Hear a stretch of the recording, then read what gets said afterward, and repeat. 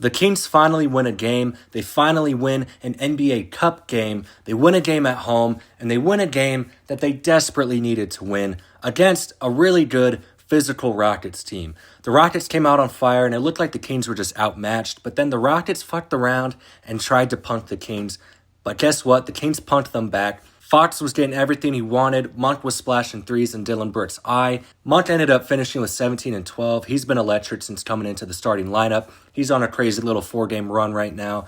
The Kings ended the first half on like a 10-2 run or something like that, and they just never looked back. They had a fantastic third quarter. They actually looked like a modern-day basketball team that quarter. They were hitting their threes, getting out in transition. Keegan was hitting his threes. Kevin Huerter was hitting his threes.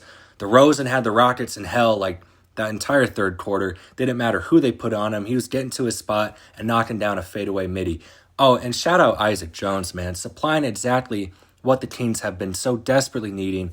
It's just so nice to have an athletic, bouncy, physical dude down low. Somebody who can rim run and protect the rim and finish. And man, he's just doing all the little things. I'm hoping maybe he can turn into this year's Keon Ellis. Speaking of which, don't know why we didn't see him at all tonight. You'd think he'd be the first guy off the bench. But yeah, I'm curious to see what kind of minutes Keon Ellis gets in Memphis on Thursday. But anyway, great game all around from the Kings tonight.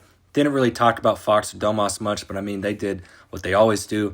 The big difference in this game, though, was the supporting cast. Like, they actually came to play. And we were able to hit our threes, and our three-point defense actually looked great in that fourth quarter. And that's a big reason why we were able to close them out. I really wish John Boy did breakdowns of, like, NBA games, because I would love to see what the hell was said at the end of the game between Ime and Shendrun and Brooks and the refs.